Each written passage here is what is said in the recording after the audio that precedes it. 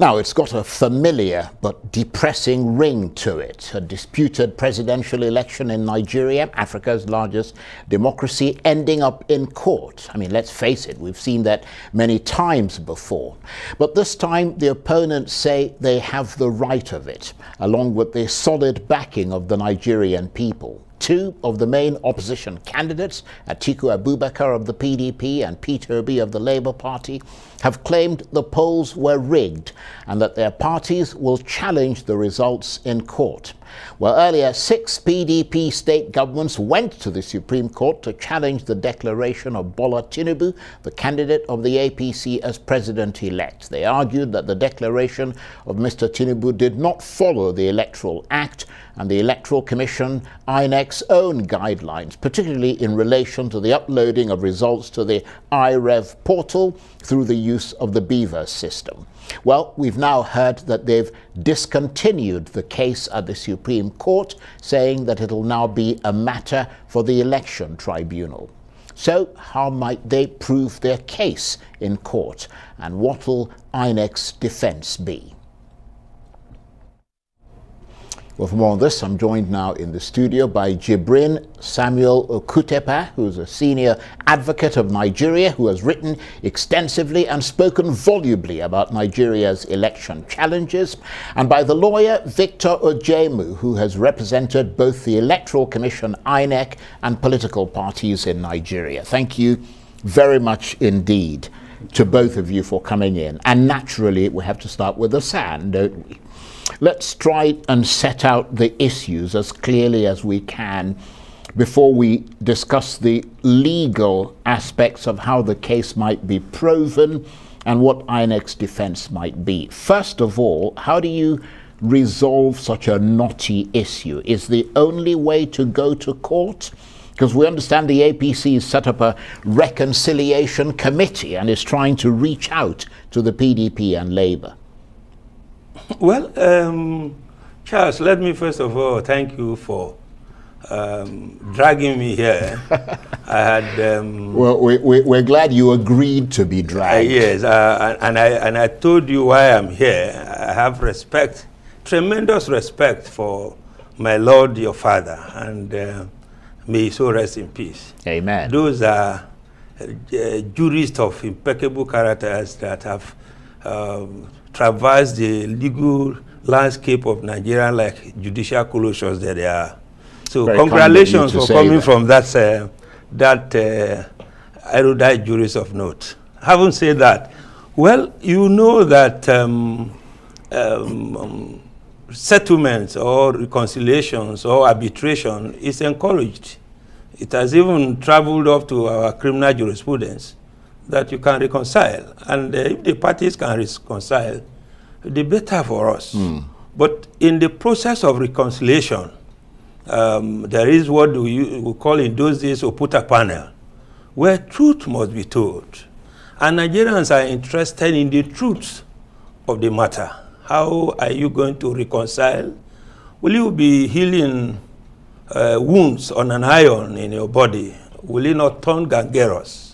So our political class, all of us Nigerians, some level of political maturity, devoid of what appears to look like political rascality, that has no respect whatsoever for the law of the land. And I think that any country where the rule of law is jettisoned for the rule of self-help, or the rule of money bags, or the rule of individual, as against the set down rules and regulations that binds the conduct of that society would suffer serious crisis in the economy, in the security. Indeed, we will be heading towards what political scientists call the state of the nature, where the mighty become right, life becomes shortish, brutish, and nasty, and there will be no place for industry. And all of us, including the politicians, the legal juggernaut, the lawyers, the jurists, all of us will be going to what may appear to be hell on earth. So if they can come together and resolve it in a manner that the rule of law, due process, will not have been abused and covered, and it will help us to move forward, I'm not going to be against it. But how will they be able to do it? It's like when a child is beaten, is crying, the father says he should not cry, he's received more beating. Will you stop a man who has been thoroughly beaten unjustly not to cry to the institutions that have been created by Section 6 subsection, Section 6 of our Constitution, to adjudicate matter, not to go there? And if they are going there, can you stop it? Yes, you can stop, but it has to be in a manner, to borrow the famous language of one Nigerian actor, Chief Jebediah, it must be opundential. We must know why they are going to now settle in total disregard to the Electoral Act, the INEC guidelines for elections that Nigerians clamor for all over, and we want transparency in our democratic process.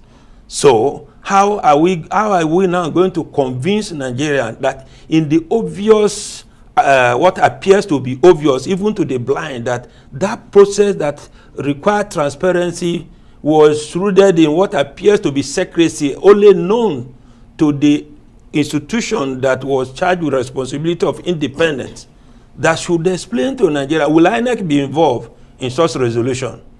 Because INEC is an institution that is being funded by the taxpayers' money, your money and my money. I pay tax, and I'm sure you pay, and my learned friend pays, and all of us pays. So will INEC also be invited to explain to Nigeria? Because you can see that since the conduct of that election, INEC has been very silent. Unlike before, I recall on the sometimes in November 2022, when the press were prodding and asking, will the results be as transparent as you have said? Don't bother. We are going to upload the result of the elections, and it's going to be Viva accreditations, unlike the manual accreditation before you go to voters register that created room for doctoring and cooking of results. We are going to do it, and it will be open from polling to polling unit. And as I speak with you, it appears to me that the election is still ongoing, because I have not seen all the results uploaded, but the winner had been announced. So we will wait and see how that resolution will be. I won't be against it. Right. Well, that's a very interesting opening analysis there, and we thank you for that. Let me come to you, Victor Odjemu. I don't know how much of an inside track you have at INEC, having represented the Electoral Commission as a lawyer, but can you tell us why this election was beset with so many problems when they were trying to introduce technology that was supposed to make the system more transparent? Is it the lack of capacity in INEC staff? Is it a case of technology mismatch, where you have technology that simply wasn't suited to this particular context? Or in the worst case scenario, could it have been sabotage? Yeah, thank you very much, Charles. I ally myself here with Learned SN in recognizing your background, very distinguished. Let me go straight to your question. I must commend Nigerians for keeping faith with the promises of INEC that this time around they will implement the provisions of the Electoral Act as well as their own guidelines, which in any case, this current Electoral Act have made part of. In other words, the guidelines of INEC are now part of the Electoral Act. The Electoral Act says if an election can be annulled, or the declaration can be reviewed if there is lack of compliance with the provisions of the Electoral Act and the guidelines of INEC. So that's stipulated there categorically. So I can tell you that Nigerians kept faith because they trusted the transparency that the technology was going to provide. In other words, the BVAS technology. So they trooped out en masse. In fact, that faith could be detected from the registration outcome. How more Nigerians came out towards the dying days of the deadline for registration before the polls, voter registration, and there was a surge because they had faith that the technology will work this time around. Results will be uploaded directly in real time from the polling units into the INEC server, which will give room for transparency. The mischief trying to be cured there is the collation center issues that always come up, where results that happen in the polling units are never the same as computed eventually and at the collation centers. This was supposed to, and there were categorical statements where people were maybe rumors that, oh, maybe this thing will not even be utilized. The commission came out variously, both on TV, both in written press statements, assuring Nigerians that that was fake news, that nothing like that. Things are going to be uploaded in real time. But what did we see? So to further answer your question, even if the excuse being given now is probably glitches in technology, the question becomes, why should any of the candidates be a victim of that glitch? Absolutely. That's a very good point. So nobody should be a victim of that glitch. If there were glitches, then perform that process again while the glitches will not be there. Take away the glitches, do that process again, let it be the process as enshrined by law. Anything outside that will be an election that did not comply with the provisions of the Electoral Act and the INEC guidelines. Yes, that's a very good point. And let me come to you, a senior advocate of Nigeria, Okutepa. Of course, in the case of Labour and the PDP, they are alleging that in addition to the incompetence of INEC staff and failure, in some instances, of the equipment, that there was manipulation. That's what they're alleging. How do you assess that as a provable case at the tribunal or at the Supreme Court?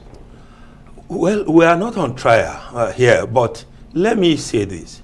There are some very false assumptions in town that electronic transmission of results is not part of the Electoral Act. That, with respect to whoever holds that view, may be a misconception or lack of understanding of our laws, because under the Electoral Act, the provisions dealing with how you are to go to polling units, how to cast your vote, what needs to be done, and all of that are there. And then the National Assembly, in their wisdom, came out with the provisions in the Electoral Act that how results are to be collated, transmitted from polling unit to ward center are to be determined by the National Electoral Commission, INEC. Now, INEC is a constitutional creation. Section 153 of our Constitution, put together with Section 160 of the Constitution, creates INEC and gives INEC this authority to issue guidelines. And in various decisions of our courts, guidelines of INEC have been elevated to an instrument that has constitutional flavor. And I'm not too sure we have forgotten so soon that as early as sometimes in 2018 or 2019, in a state called Kogi somewhere here, the INEC rely on its manual for election to declare election that even if you had given all the votes of the person who were yet to vote to one of the political parties, the party who won the election before the unfortunate demise of Prince Abubakar Audu had already won the election. INEC declared that election inconclusive.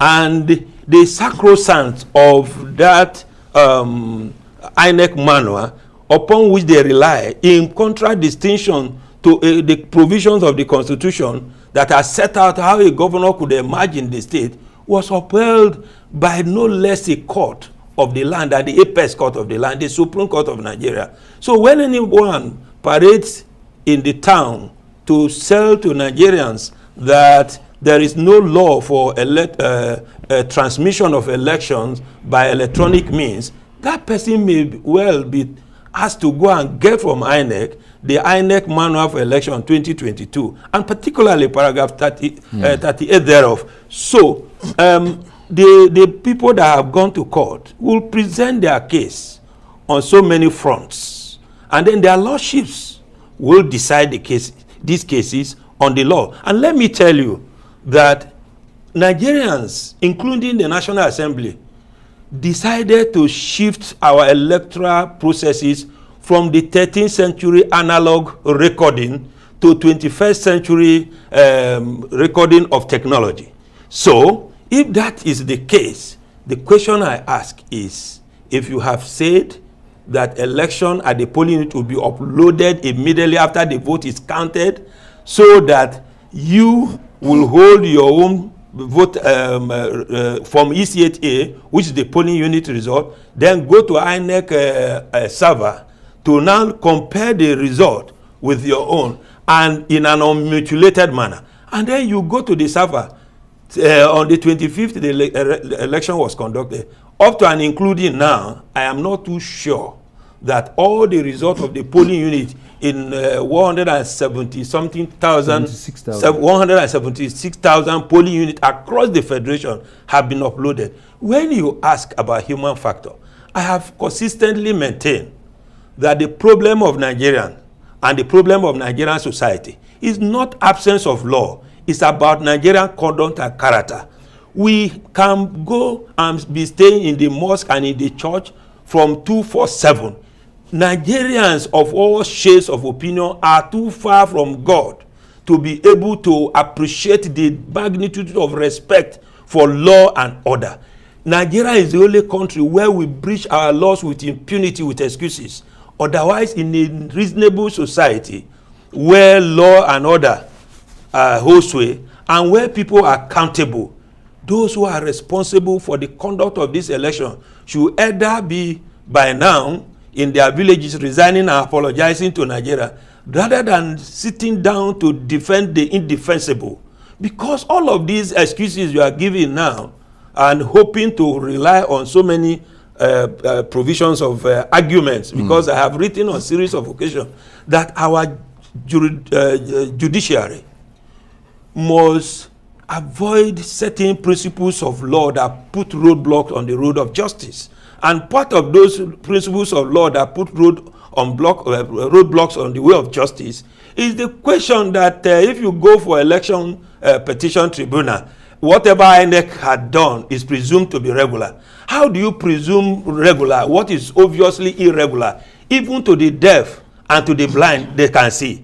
So, and I'm happy that by the provisions of Section 137 or so of the Electoral Act, there is an introduction there that you don't need to call from here and there. If you can, by physical examination of electoral materials, show that there is non-compliance with our laws. So, how our their lordships at the Court of Appeal, at the Election Petition Tribunal, and the Supreme Court would determine these cases based on the outcry, just like they have come out today to give a decision based on the outcry of Nigeria, of the Naira swap policy. We expect that our judiciary should hold our political class accountable. And the only way it should be done is for them not to give any backing to the hooliganisms and political thuggery that have been associated with non-observance of the processes that have been set up. Because if we wasted our money to produce INEC manual, wasted our money to debate in the National Assembly, the 90 senators and about 400 and something House of Representative members debated that law clause by clause as representative of Nigerian people. Anybody, however highly placed, that breached that law in the process of our election should be held accountable by the judiciary. Right, that's a very good point. And let me conclude there. Yeah, very briefly, so we can come to him. When the foundation is destroyed, there's nothing the righteous can do. So the election at the polling unit is the pyramid upon which every other superstructure is built on. Once there is evidence of unrighteousness at the polling unit, then the doctrine of substantial compliance with the law should not arise.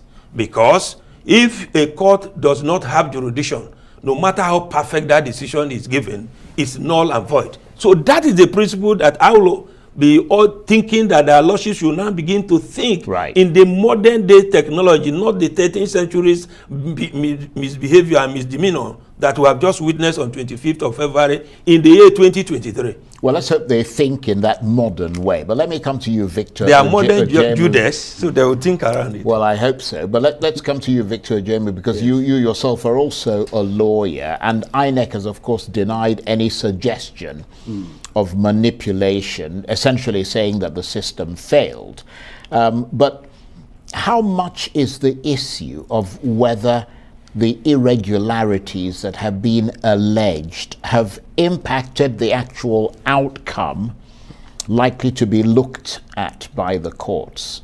Because they tend to say, right, okay, we know there have been irregularities here, there's been a failure, this, that, and the other thing, but how much does that impact the actual outcome of the election? You see what I mean? And does it impact it in such a way as to alter it? Yes, there are two things there. First, the technology, beavers, and the process that was supposed to be followed, which is direct real-time uploading. It has to do with compliance, because if, just like Learned Silk here said, once the foundation is destroyed, then there's nothing that can be built upon it. The foundation for credibility of the election was the transparency, which the beavers uploading of direct results entails. Now, it's either because we know that the beavers performed very well, so there was no problem with the beavers. What we are concerned about now was that that system was compromised at one point in time. In other words, in real time on that day, beavers was used to accredit voters. There's not been any complaints about whether, apart from places where beavers may have been bypassed, because there have been those issues and videos and audios of where beavers was bypassed, which is the same thing with compromising the system. But the technology itself was up and running, so there was no problem with the technology itself. I think what the courts are going to deal with is the issue of the compromise of the system. And in my humble view, all they need to do, the polling units data is there in the beavers. All they need to do, and the agents also have their polling unit results. If the court looks at those documents which will be presented, the winner will emerge. And from evidences already available, whatever happened at collation centers, at the ward collation levels, and at the local government collation levels, at the state collation levels. Otherwise, the technology itself was robust, it did the job, but at a point in time, it was compromised. How do you explain, for instance, a situation where same day, same accreditation, same polling booth, same beavers technology, but you could upload the results of the National Assembly elections, but you could not upload those of the presidential election using the same equipment, same day, real time? So, for me, compromise is indicated. Right. As you said, Mr. Okutepa, the key thing really is how, I mean, you have to prove all this in a court of law.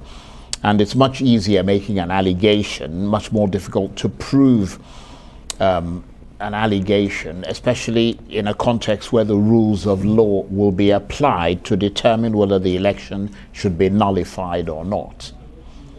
Charles, the reason why we are witnessing this kind of what appears to be political brigadries and political hooliganism and a total disregard for law and order is the ability of the legal profession and the Judas to approve an otherwise iniquitous conduct on the basis of presumption of regularity. we must interrogate what they call presumption of regularity. In a normal climate where we have institutions that are independent, the law presumes that every official act is regular because everyone is entrusted with responsibility of state functions like INEC will be independent in name. So, if you listen to what Stalin said, even as far back as in those days, he said those who vote determine nothing, but those who count determine everything.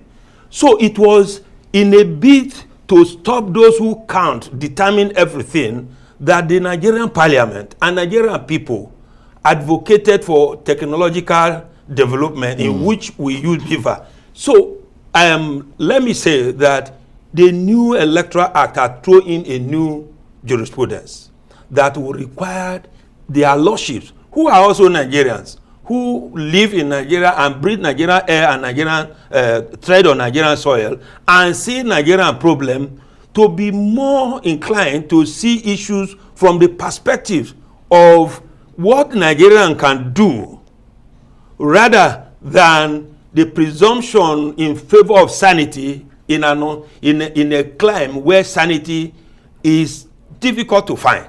There is lack of total sanity, and everyone in the political field has this primitive understanding of primitive acquisition of power at all costs. And Nigeria is the only country where the wrongdoer would dare you to go to court. And somebody rightly said in an online something that when an armed robber asks you to go to court, probably he may have some of his relations somewhere within the environment or where disputes are resolved. So I do not know why our wrongdoers in Nigeria will say they will do wrong and say go to court.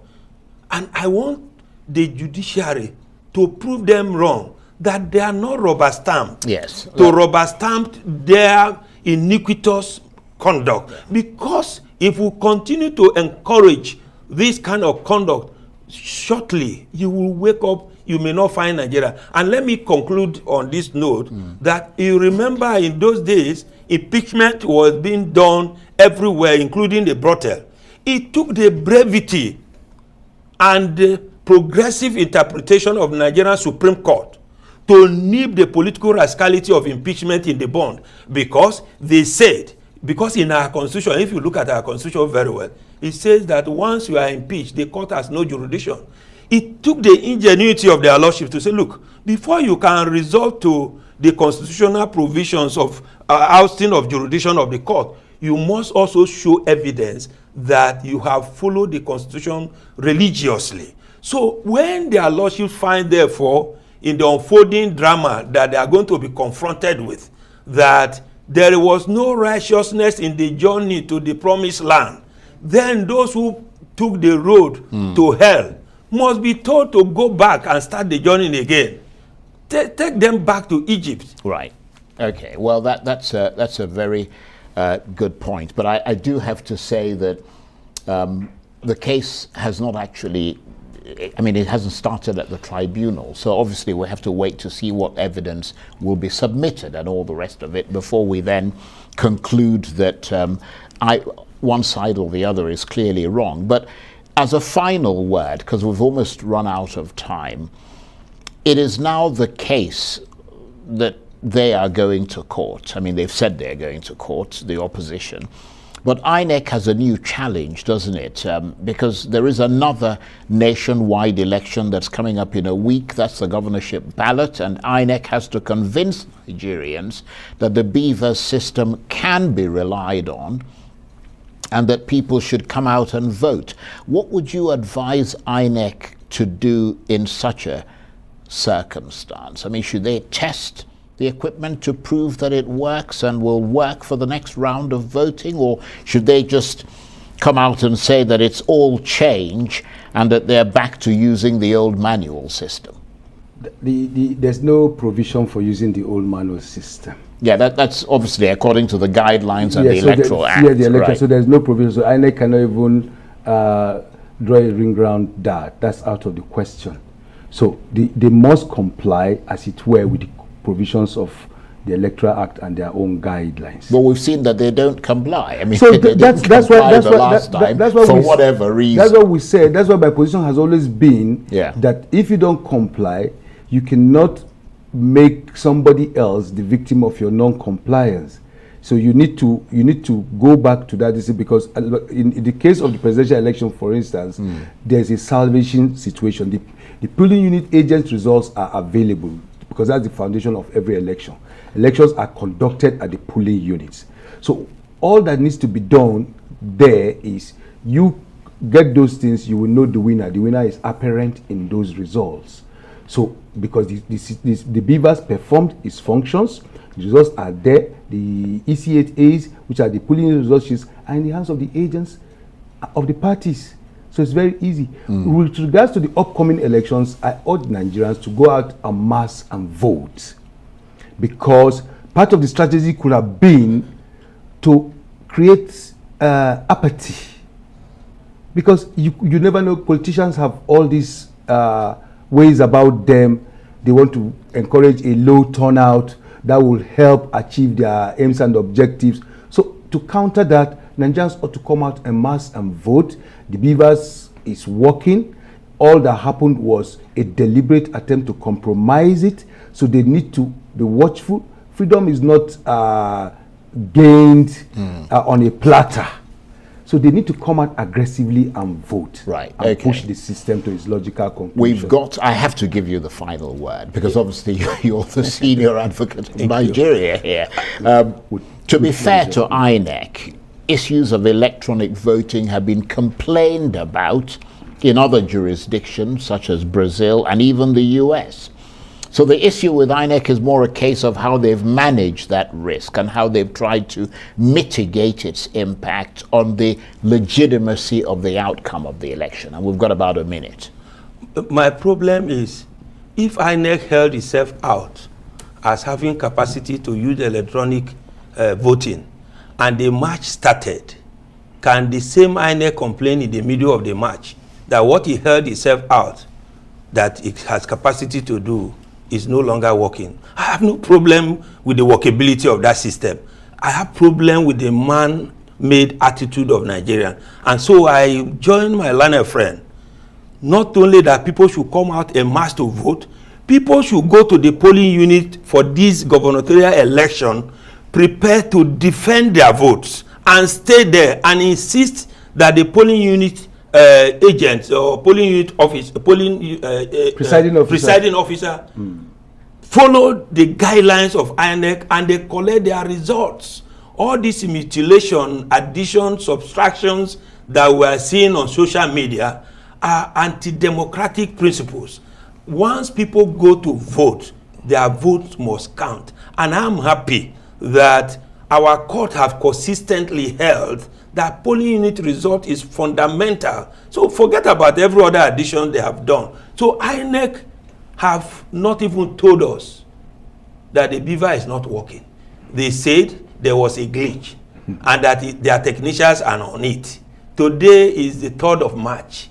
That election was conducted and the result announced while men were sleeping on the 1st of March.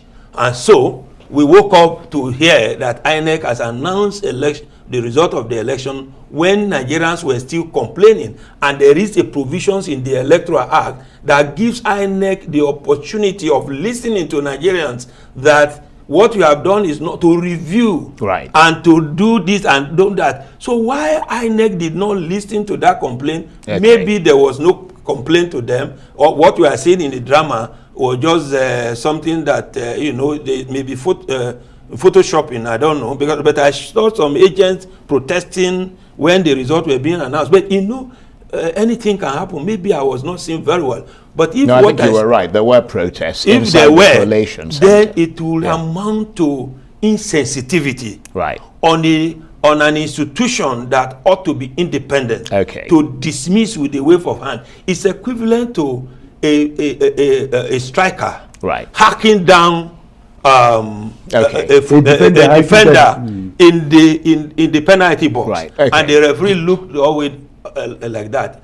That is why you are likely to see the spectator coming into the field of match. Okay, To well, grab the referee. we're going to have to leave it And may there. God not allow us to grab the referee. Yeah, well, Which is the INEC. I want to thank both of you very much indeed, bearing in mind, of course, that the Nigerian Supreme Court has never been known for judicial activism. But I don't want to start another conversation on that. I want to thank both of you very much indeed. They have always Great contribution. Jibrin Samuel Okutepa is a senior advocate of Nigeria who's written extensively and spoken volubly about Nigeria's election challenges, and the lawyer Victor Odjemu, who has represented both the Electoral Commission, INEC, and political parties in Nigeria. Thank you very much indeed. Thank you, Charles.